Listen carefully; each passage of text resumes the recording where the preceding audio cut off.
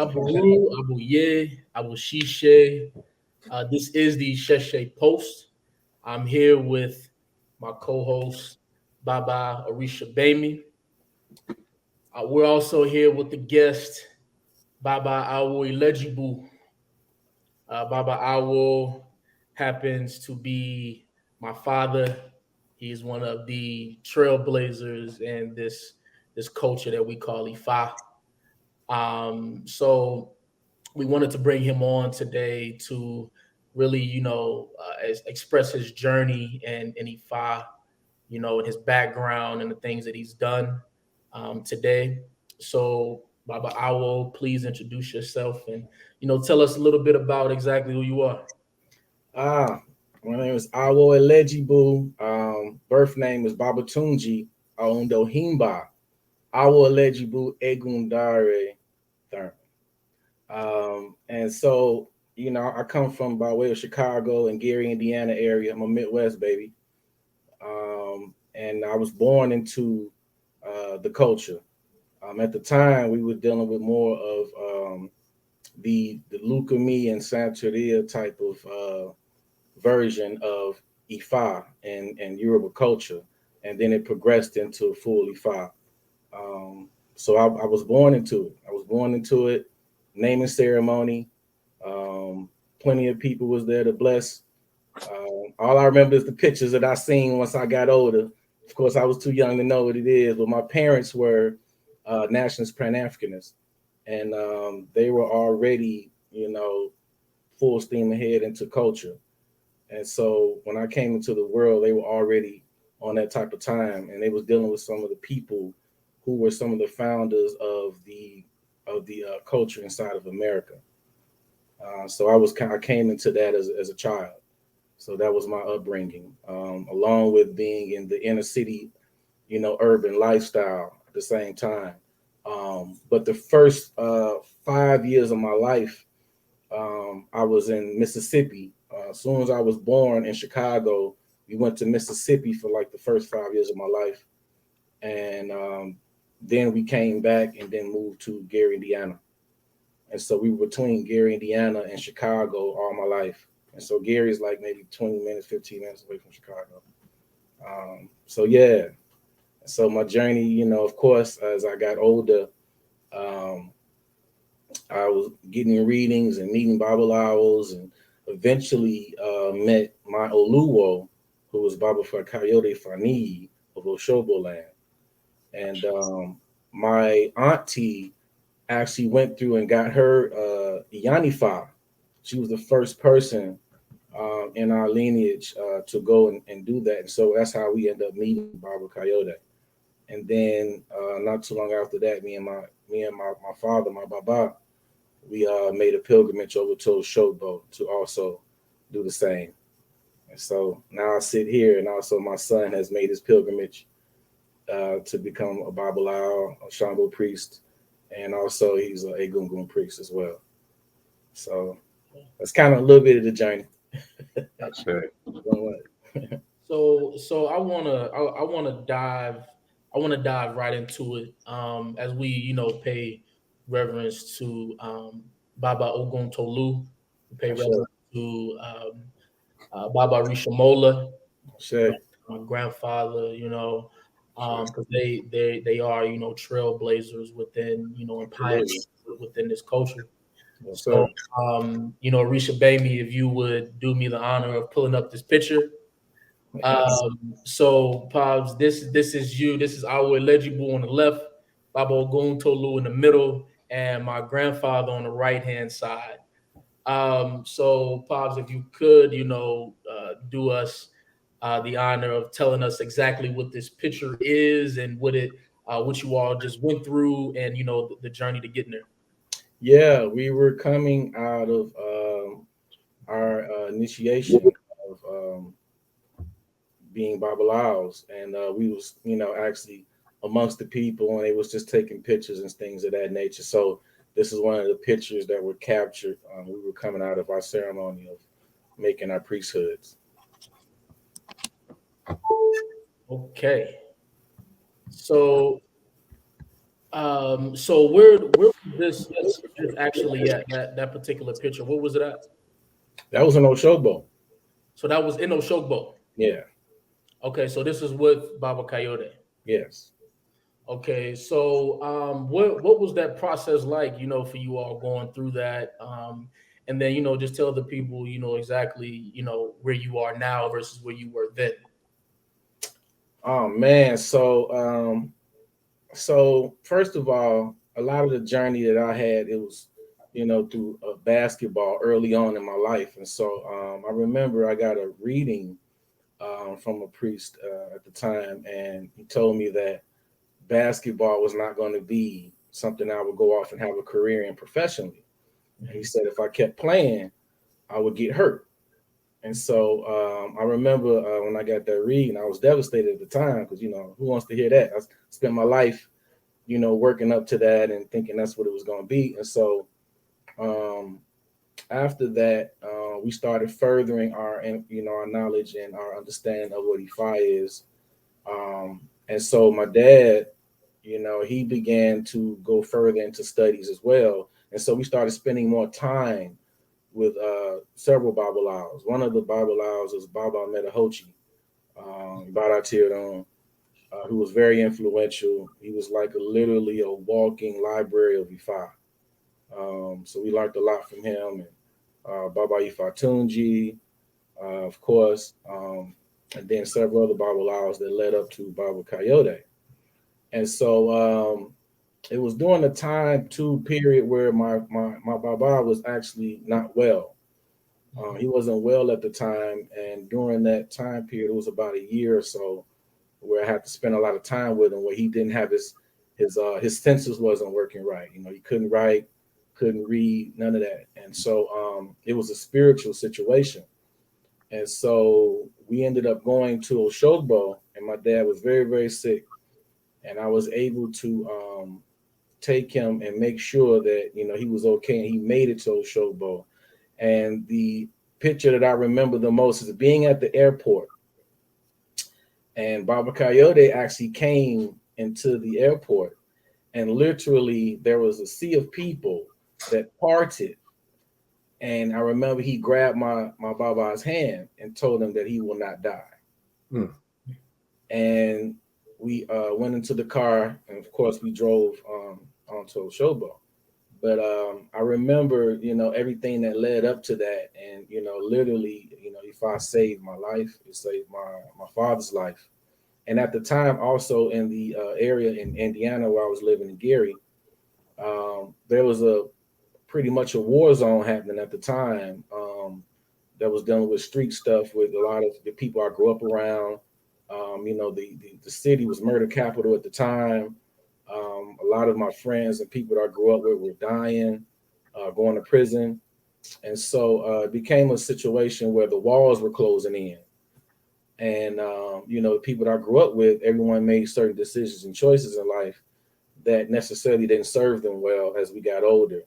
And so I remember calling my mother, and, I let her know one of my guys had just got killed the day before I was with him, the day after I was with him.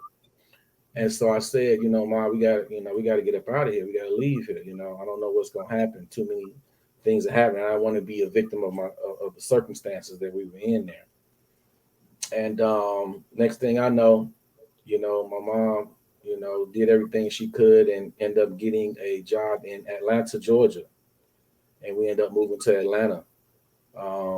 And then that's when we started a whole Elan community also in Atlanta, but we had one in Indiana and Gary and Chicago already, right? So we transitioned that, and then some of the people who were with us at the time also made the transition from the Midwest to Atlanta, Georgia. And so when we got here, we also merged with Baba Tolu at the time, and he had an Elay called Elay Ori. And we merged with them as well and did, a lot of work with them as well. And then my parents ended up getting their own Elay. And leading up to now, we have our own Elay now, me, my son, and one of my business partners, Sango. And we now have an Elay called Elay Ayo. So we just a continuum of all the shoulders and all the greats that we, learn from and stand on. We just continuing the tradition, and as we go, we're also learning new information now that there wasn't privy as much, years ago, but now things are surfacing. So my son has actually been at the forefront of getting a lot of this information so that we can, further along the culture and also teach the next generation what's necessary for them to know. Not sure.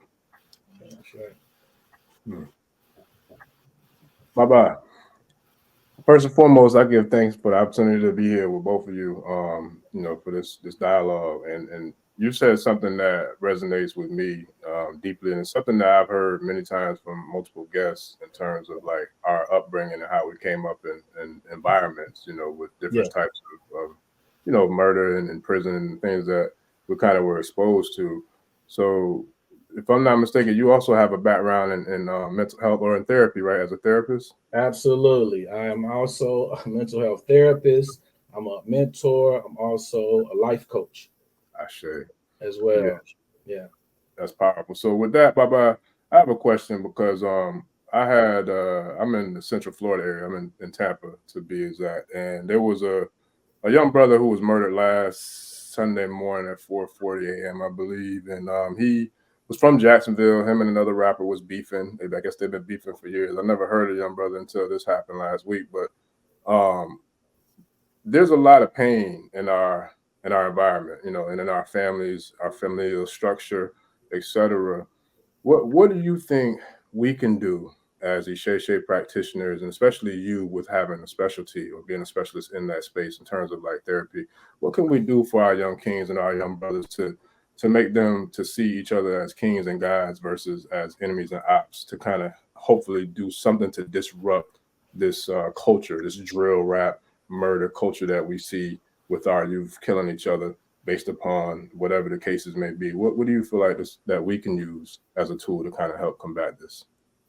Well, one of the things is, of course, you have to use the outlets that have, that they're able us, such as these podcasts, such as mass media, whatever it may be. But I truly believe, one of the things that, that we struggle with as a people is healing. That's number one. And to see several men that can come together in brotherhood and help heal each other and help uplift each other, the more they see these imageries, the more they can start shifting their mind. Because you got to think that a lot of the kids that's coming up now, they growing up under the pop culture mentality of what they want us to be. And so that's angry, that's tough, that's, all these different things. It's like, it's okay, it's cool to be that now. And so being a person of balanced character, being a person of high integrity, being a person with discipline, all these different things, that's looked upon now amongst the masses as a weakness or lame or whatever you want to call it. Everything that's right with the world is lame in pop culture, right? And so men such as ourselves, they come together and are able to show this manhood and what it looks like, because a lot of man code is not around either. Certain things we just don't do and just don't entertain, and there's several reasons why. No matter what religion you practice or what form of culture you practice, there's certain universal law that out trumps all of that.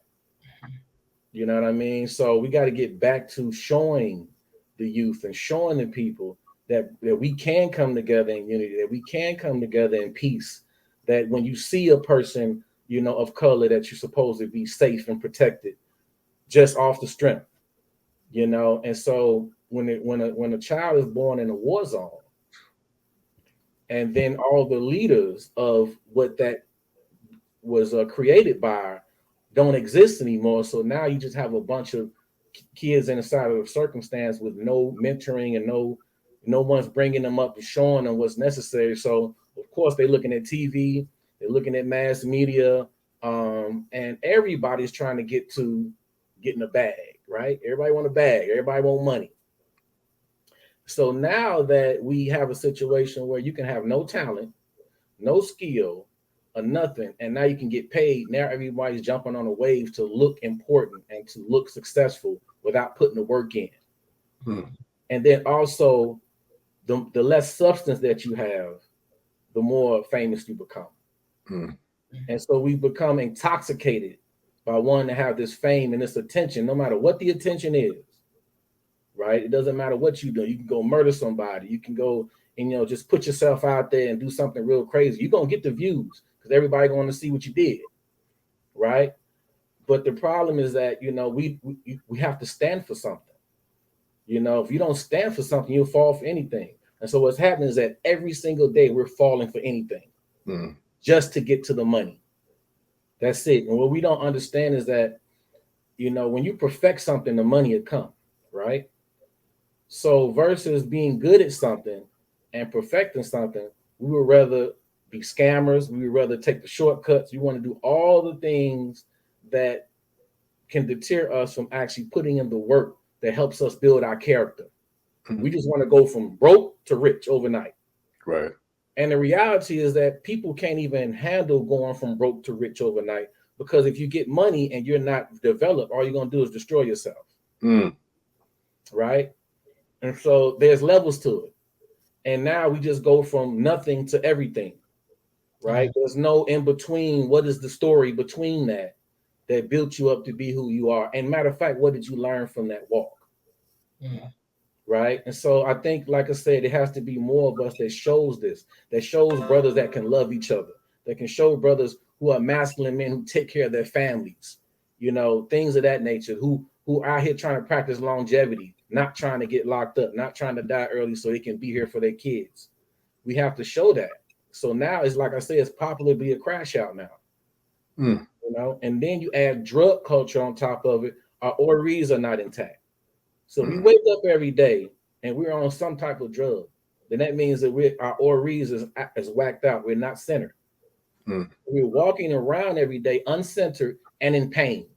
And now that literacy is not at a high level anymore, especially for our people, especially inside of the public school system, literacy is not at a high level no more. So now we're having problems with reading and comprehending, which is a necessity to live and survive and to understand what you need to do to develop yourself. So now we're taking ourselves from not using our ori and our higher selves on a regular basis. We're taking this lower vibration, and now we're trying to make the lower vibration possible and make it very popular, versus being able to find out who you are, where you come from, understand the struggles of everybody that came before you to allow you to be here today, and to be grateful and thankful. And the average person doesn't have humility, they're not thankful, and they're not grateful for their lives, right? And so you got all of this compounded together. The simple fix is being able to find out your original origin. Going deep into that origin to find out who you are. Me and my son Sango talk all the time about, when you get your Odu.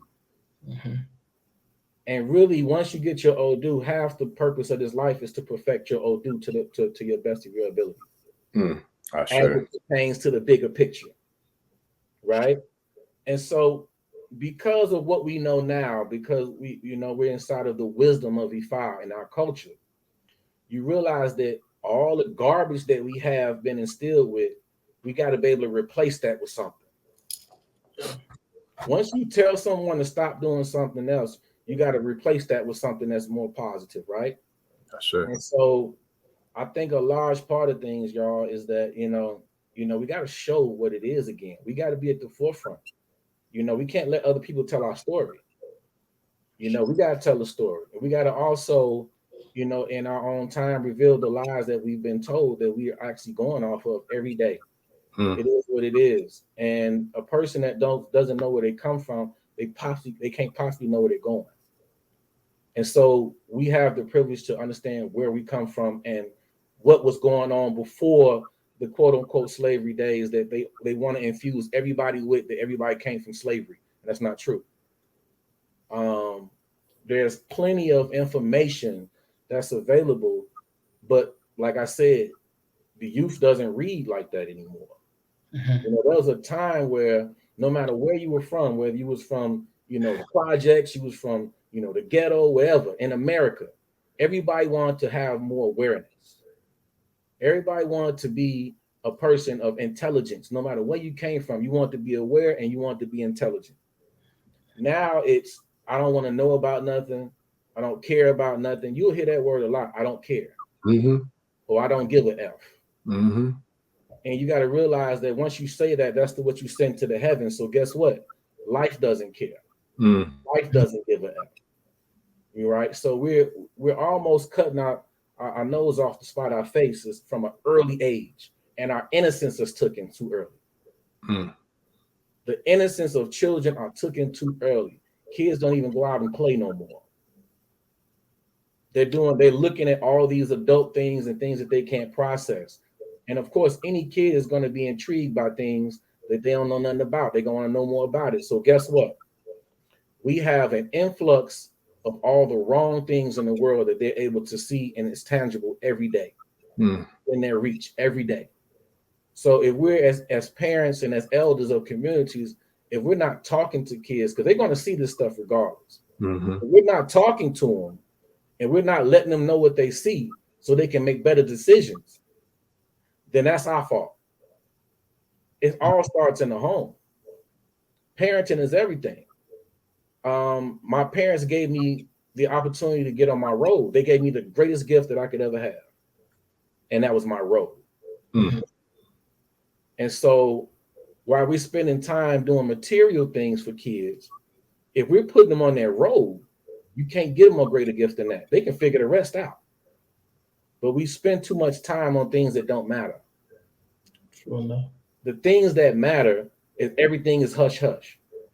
The things that don't matter is very loud, and it's in your face every day. And so, like, you know, inside of IFA, we're not evangelists. We don't recruit. We don't do none of that, right? Because your Ori has to lead you, right? And so all we could do is walk the walk. The more people that walk the walk, the more that we can make who we are and our culture and everything. We need to make that cool again. We need to make it cool, and not cool from a standpoint of joining, you know, situations of people who want to latch on to it for protection for street situations. Not that cool, but the cool of the original traditions that raises us up. Sure. I say, man. Well, you know, and I'm glad that you know talked about that, because I want you to get more in. I want you to talk about playing a point. And while you talk about playing a point, I also want you to intertwine it with also bringing together how playing the point has become essential for you and Ifa, but also how how you can also wrap up the other cultures and religions who basically took a lot of stuff from Ifa and implemented into their cultures or different religions. Right. So I want you to touch on both sides of the coin so people can really understand what Ifa is and what it means to from a basketball perspective. Because when we talk about sports, that's a nationwide or worldwide thing that everybody knows, and it's common to them. So I want you to break that down from a point guard perspective about how Ifa has impacted you, and on the other side, how the other religions have taken certain things from Ifa and implemented them in. Okay, so playing the point is a that's a lifestyle and a mentality that I've been up under, you know, since I can remember, maybe around 6, 7 years old. That's when I actually started playing basketball. And so once I started, and my dad was he was my trainer. My dad trained me, coached me for years. And so one of the things that I got from playing the point, first of all, as a point guard, you know, you're the leader of the team, and you're the delegator of the team. You're the motivator of the team. You're an extension of the coach on on the floor. And so I learned how to lead at an early age. I learned how to lead men. And that was through my own way of training and working out, and my own process that kept me at a top level, to the point by the time I got to the court, I was able to, through reflex, I was able from my training to actually implement things on the court that you probably can't implement unless you're practicing and training day in and day out. So I learned a lot through that. And I remember my dad used to take me to Miller Etna, and I used to go out to the beach and run in the sand. And I ran sand mountains. And I would run up the sand mountain and across the sand mountain and back down the sand mountain. And everyone knows that when you running in sand, you're getting the full force of being able to work your muscles, but also not traumatize your body. Right. And so that workout by the water, and then I was on a concrete slab that I would do 1,000 push-ups and sit-ups on before I left the water. And so that was the bulk of my beginning of my workout. We would go in the morning. And so understand, I had a pro workout since I was a kid. So it taught me that whatever you putting into is what you get out of it. So a lot of things that I did early, I had early success in basketball. And a lot of things that I was able to do was because my father instilled me believing in myself. He believed in me, but he also instilled in me believing in myself. And so I also learned how to work with other people. I learned how to work in groups. And whatever I did well, I knew everybody else's position on the court, what they needed to do. So my IQ was very high as well. And so my approach to the game is my approach to life. It's the work that you put in. It took me around the world. It took me out of the neighborhood where a lot of, like I said, my friends, we all grew up playing basketball. Everybody that I knew played basketball at some point, right?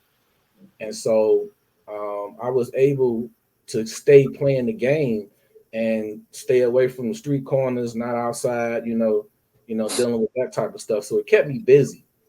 And then it also gave me the ability to see the world bigger than just my demographic. Right. And so I take those philosophies and concepts that my dad had instilled in me, and that goes into my therapy practice, that goes into what I deal with inside of IFA. And pretty much it's one thing to have spiritual guidance. It's another thing as a human to implement. And a lot of times we depend on our higher spiritual self so much that we forget that now sometimes you gotta put it on the wood. You gotta physically make it happen. Right. And so to this day, I still do my old workout because it gets me ready to be able to go do my therapy, to do what I need to do spiritually, whatever I'm doing professionally. All of that goes into it. So I still have the same workout that I had when I was a kid, which got me going every day. So everyone has to find their own thing that gets them going. And so as it pertains to IFA, your Ori is everything. As a point guard, you have to be mentally strong. You got to be mentally strong because when everything is breaking down, you got to be able to come to the table. You got to calm down your guys. You got to be able to let the coach know you got it. You got to be able to go out and implement and make it happen and make people believe in themselves as well. So I spent time encouraging people. When I played the point, I didn't get on someone because they made a mistake. We don't got time for that when you're playing the game because you got to go back on the court and play. So what I did was I constantly kept people encouraging them to keep playing the game and don't worry about the things that you did wrong because there's too much brain power to put on something when you're playing a fast-paced game, right? So all these little techniques that I use right now in therapy, I use it in mentoring, I use it in them talking to kids every day because a lot of life lessons came out of the game. So now I understand that my purpose in life wasn't to be an NBA player. My purpose into life was to be a Bible and a therapist and to infuse what I know culturally inside of my therapy practice, right? And so I've been able to reach people through these avenues. Of course, everyone loves sports, so that's a form of reference that kind of wakes kids up, right? And then once you get their attention and they know that they can trust you, then after that, everything else is elementary. But as elders, we have to make our children comfortable again. We have to make sure that we're hearing them again. We got to make sure that they know their voice counts. The average kid doesn't have natural confidence. Mhm. That's something that's built over a time period, Mhm. right?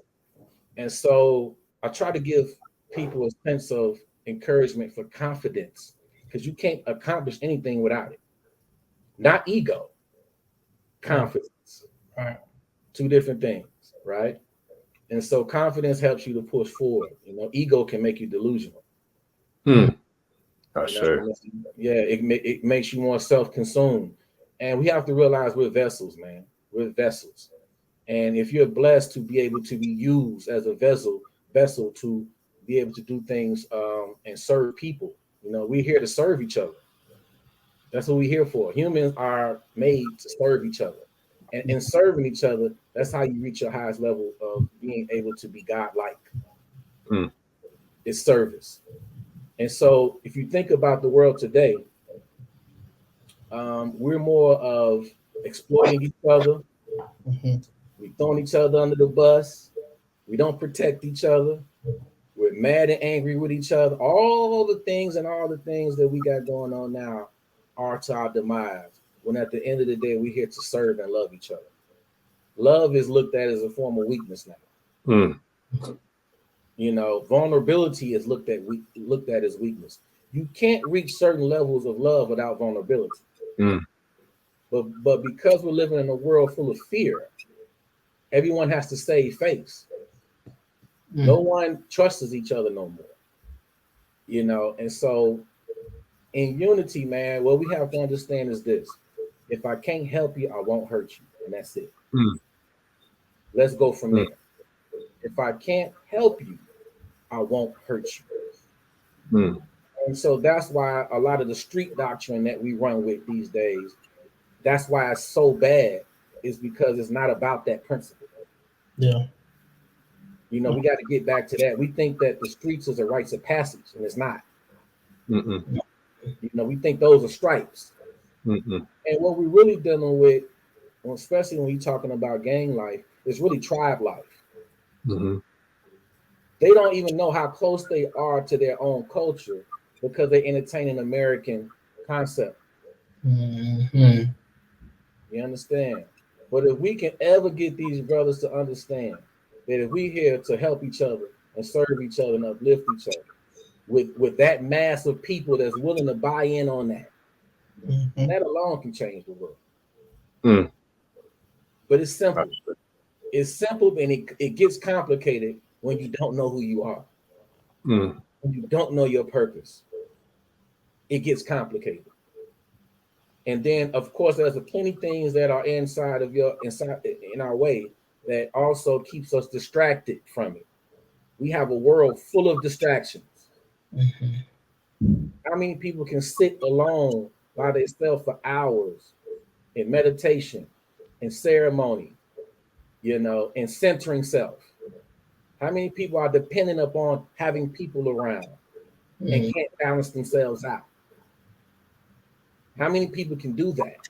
How many people can look in the mirror and be real with themselves? We've been taught to lie to ourselves from day one. Mm. From day one. Mhm.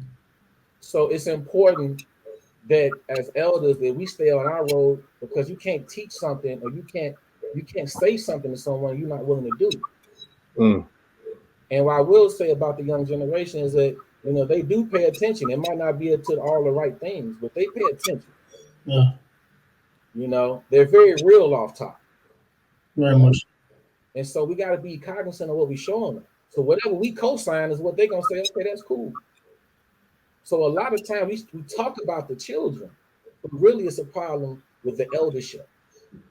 Mhm. We got to tighten up, Mm. and we have to be the examples and walk that walk.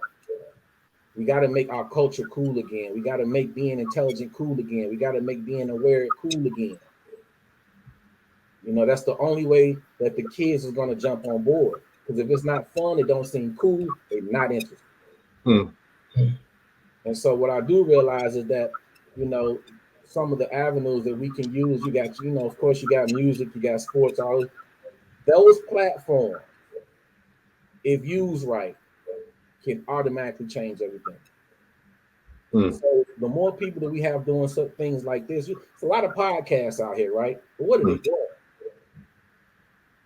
The podcast that you see now is only for clickbait and likes, and that's it. It's not about the fabric of the message for real.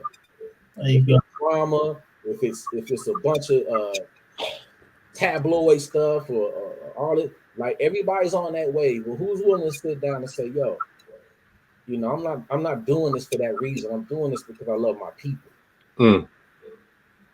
I sure. Baba, can I jump in and ask a quick question, Baba? Yes. So everything that you're saying, I love it. And, you know, you triggered a lot of things in me because of, especially the basketball. You know, I grew up playing ball as well. I was born where basketball was born. But one thing that I did see in a popular pop culture, but was powerful to me, and I was very proud to see it, was I saw that on Juneteenth, Kendrick Lamar took to LA and had a pop-out concert where it was phenomenal. And I love the fact, I didn't like the fact about the beef with him and Drake, but I don't really care so much about that, more so than what I'm about to ask. But the fact that in that pop-out concert, he brought together Bloods, Crips, Vice Lords, like all the different major gangs of LA, and they were all together there in unison, right? So everything you were saying, I seen him do on a major level, you know, and the world saw that. So it's there. I feel like that was a spark that really can create something extremely powerful.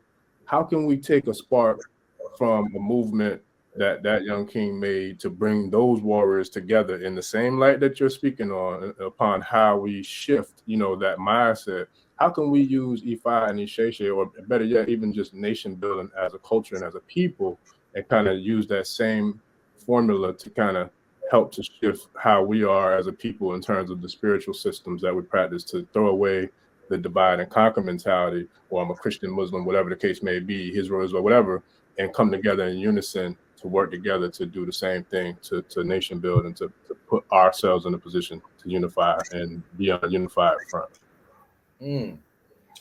Well, first of all, I think that what Kendrick did was brilliant. He took a battle and used that platform to unite people in California and LA, the gangs or whatever. So first of all, I think that was brilliant. And I'm gonna say, you know, of course, the entertainers and the people, they have the platform that everybody's looking at. And you know, it's just as simple, like we can come together right now and put something together, but if our names ain't big enough, a lot of people ain't gonna join until we get big. Right? That's how it happens. Once you get big, then everybody want to be a part of your movement, right? And so as we are building from the ground up and we're doing it the right way, it's going to take people such as the Kendrick Lamars and whoever else who has these platforms for us to merge with them, have these conversations. It'll be good to have, you know, him being able to hear these conversations as it pertains to what he just did in California, as that pertains to all people of color and melanin in the world, and what we up against, even as that pertains into African culture. Because at some point we got to tell these brothers, what y'all looking for is tribal acceptance, not game. That's what you're looking for. And of course, there's certain elements of game that has been, how can I say, attractive to people. You know, it's a sense of belonging. Everybody wants to belong to something, and I get it, because we're naturally that. The problem is that what are we putting ourselves to, and does it allow us to elevate? And the problem is that the life doesn't. Right? So the more people that we get who are at least doing that, to say, you know what, okay, I might not be talking about African culture, but I can say, just from a man standpoint and a person that loves people, I can at least bring the gangs together, man. We can come together and show people peace.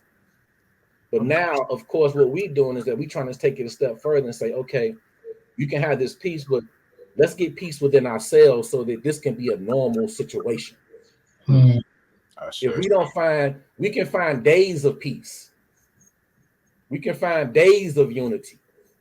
The problem is a lifestyle of it. If he can do that, and them brothers can stand next to each other after so much blood that has been spilled between the two over years, then you can do it every day. So what separates you from that moment to being able to wake up every day, and no matter what a person claiming, what hood they claiming, what sect they claiming, it's love and it's respect. And whatever y'all doing in y'all hood, whatever, that's what you do. But when we come over here, we not coming with no harm. It's respect. If we can get to that, because it's about what each person is doing. See, what we've been good at for years is that, you know, we'll come together for a mass situation.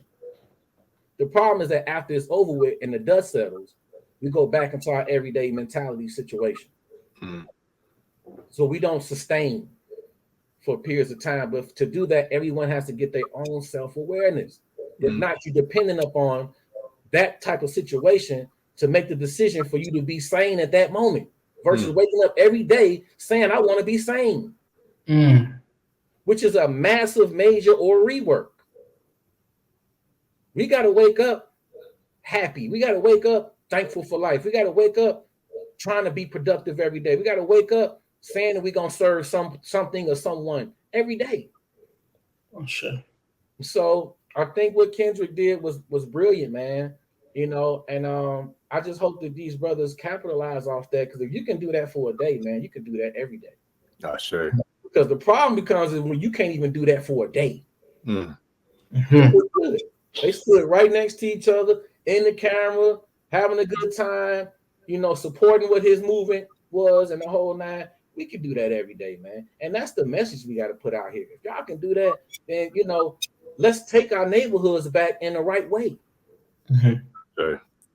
We can't terrorize the neighborhood that we grew up in and then tell other people they can't come over and terrorize it. That's all gang like this. That's what we doing. So, and then also getting our eldership back. Our eldership, where we have the elders in the community that can regulate the situations. Like, we don't have the elders. All the elders have either jumped on the bandwagon in the situation because of what they didn't do in life, or they're just completely out the way and they just letting it slide every day. Because we got to think, man, we know what goes on in our neighborhoods, right? We're not oblivious to what's happening in our neighborhoods. So if we all know what it is, then that means we all condoning the situation. We can regulate our own. We don't need police for that. Yeah. You know, a lot of things we complain about, we're not willing to do something about it. I can't complain about law enforcement and all this, man. That's their game. Their game is that. So if I put myself in a position to have to be dealt with by them, that's on me. We have to govern our own. We have to create our own tables, so we're not jumping through hoops for, you know, money at their tables. So a lot of part of this stuff is about capitalism. You know, and whoever controls the capitalism controls. Because everyone's following the dollar. You want to know where a problem is, you got to follow the dollar. Right? So we're looking at a spiritual form of being able to balance ourselves out so that we are earth people. We are people of the earth, man. We are people who supposed to get our hands dirty, supposed to put our hands in the earth, supposed to be one with nature. We are nature people. Everything is alive. And that's what IFA teaches you. That's what Yoruba culture teaches you, is that the elements that we are around every day, we have the ability to worship the energy of that so it works for us. From the trees to everything, every element of life has an energy behind it that's governed by God. And there's other guys that also that work hand in hand, like all of the Orisha, to make sure that we are in alignment. So anything that we appease works for us. We're too busy going against the grain. You know, Ifa is about balanced character. That's the balance of the spine. It's about balanced character. That's the highest level that you can deal with when you're dealing with Ifa, is your balanced character. You could be a ritualist. You can be a person that's very knowledgeable about information on E5. But if your balanced character is not there, you're not truly living in the true essence of it and in your highest self. Well, man, you just dropped some bombs per usual, you know. Yeah. But you know, as he was talking about the Kendrick concert, you know, we're talking about, you know, this gang activity and all that good stuff. But I've seen you know, I've seen kids drop their flags off at your house. You know, I've seen you know, transform kids in the school system, you know, and that's something that hasn't, you know, been highlighted, you know, as of yet, which is very, you know, instrumental. That's why, you know, I really want to go back to the question of symbols, because as gangs, the flags are symbols of who they represent. Yeah. You understand what I'm saying? So at the end of the day, you know, you know a lot about the symbols that we own as African people. Yes. That maybe have been quote unquote borrowed by other religions or whatever the case may be. But like you say, it's all about, you know, following the money and following the capitalism in that as well. Right. So I really want you to break down, you know, what that is as far as these symbols go, man, because I feel like it's really, really important to the people to understand that and understand exactly what's ours. Mm. Well, I'm gonna tell y'all this: it's all ours. Right. So we are the originals, man. I mean, you know, and this is one of the reasons why I'm so grateful for my parents, is that I grew up knowing that we're the originals. I grew up understanding that whatever you see from symbols of, you know, you may have the Christian cross, you may have a swastika, you may have, you know, people don't know that swastikas are African. I They don't sure. know that the Christian cross is actually a draw off of the Ankh, which is also African. All these things are African, and so what has happened is that they've taken these symbolisms, they took in the psychology and philosophies that we have, and they took it and made their own thing up. And so all these symbols at some point were one. And they're portals. They're portals, yeah, for certain spiritual beings to be able to come through and be activated. And so once again, we have to realize that they study who we are. They studied us. All the slavery thing was to study us, because they know we come from the richest land in the world. You know, we have the resource, we had everything. So half of it was to study it so it could work for them. That's what it's about. So every symbolism that you see has a base of African culture. Everything. And so, you know, Ifa says that all religions are good, just not for some people.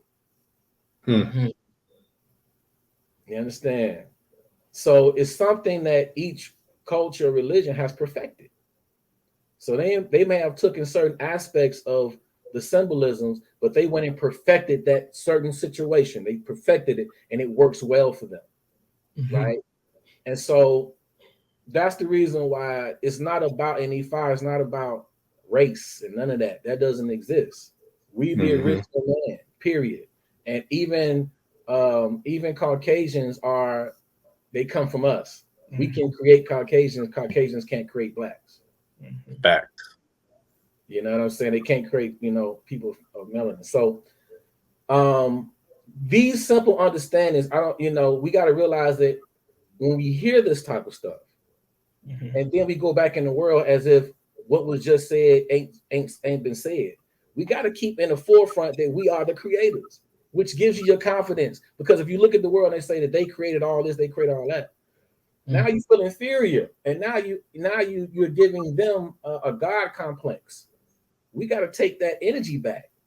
You know, you might see me one day wearing a swastika just to let people know as a conversation piece to teach.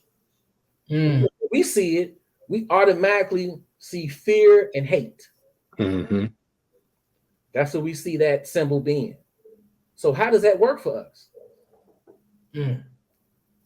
We don't even deal with our own cultural reference things because they've claimed so many of them, and they've claimed it for so much wrongdoing that we don't want to come near it, not knowing that it's our stuff in the first place. Mm-hmm. You know, so when they talk about things like Illuminati and all this type of stuff, all of that stuff is studied from African culture, and they made their own thing with it. That's it's just that simple. And you have some people that participate inside of it. It is what it is. So I will say that I would challenge people to do more research about the symbolisms that they see. And they don't represent evil. They represent the greater good. They represent high levels of spirit. Mm. And once you know that, then you can tap into what that is versus fear it. It's all about fear. They've scared us away from our own culture. Mm. We're the ones who civilized the world. So why wouldn't you want to know what your people were doing before slavery? Facts. There was a whole world happening in America before slavery with melanated people. The indigenous people. The indigenous people are called immigrants. Mm. Yeah, minorities. Yes. If scientifically, y'all, if people of color, we populate the world, man. How minority never existed. But of course the language and everything that we have been listening to all of these years, it becomes embedded inside of just regular everyday culture and life. And so it's a beautiful thing, man, being a priest and being a person that was raised inside of my culture. And I mind you, I didn't just know about my culture. I also knew about Catholicism. I knew about Buddhism. I knew about Caribbean stuff, whatever. And so my dad always made sure I was versed on everything, but knew who I am. We have to understand and study other cultures. We got to understand and study things outside of ourselves as well, because a lot of that stuff came from us. And then you can see how it did. Once you understand who you are, you see the correlation and how it goes together. But we got to get back into wanting to know. If you don't want to know nothing, then that's a problem. Yeah. Because to people control you off of what you don't know. The world is ran off of what you don't know. So that's why a lot of enlightened people and people who can spark and change the world, if they don't have the protection of their culture, they end up getting crucified. That's people like the Tupac Shakurs, and these are powerful people, man. Yeah. Malcolm X's, the Martin Luther Kings. You can go on and on. You can talk about. It's a lot of great people, but I felt like we didn't protect our people, man. Our greats, man. We supposed to hold them down. We don't hold the greats down, and 10 times out of 10, if we're not careful, a person of color will be the one to carry out the task to take out a great. The call may come from somewhere else, but depending upon the financial and the awareness situation of the person, anybody can be bought. And so a lot of our own have been killed, in plain sight, by our own. And so we gotta realize that. We gotta own up to that, and we gotta do better. We gotta do better, man. We gotta raise the vibration. And we got to get to the youth. We got to get to the kids. We got to get to the kids. We got to get to them early, because they're going to learn a bunch of stuff that they don't need if we don't. And then we spend a lifetime trying to reverse that process. But it's heavy. I can't express enough about our Oris, man. That's everything. That's the biggest prayer that you can have, is your Ori. Because without this, you can't understand anything. If your Ori is whacked out, it limits you. You understand? So that's one of the biggest prayers that we have, is our Ori. You know, we pray for a good head every day. We pray to make, good decisions. You know, we pray for those things all the time. Our Ori is everything. And what you see in the world is a lot of Oris is not intact. Anybody that can wake up and go and kill another brother over things that are mundane, Ori is not intact. Nothing in this world right now wants me to get up and go kill another man. For what? You understand? So we got to get back to, just because someone doing something foul and living foul, we devalue that. We got to bring up our value. You understand? Everybody is important. Everybody has an ancestor. So when we kill people, we got to deal with their ancestors too. You can't just randomly go out here and kill people and it ain't been sanctioned and none of that. You just doing what you want to do. You don't know when you're doing that, you're actually cursing your own lineage.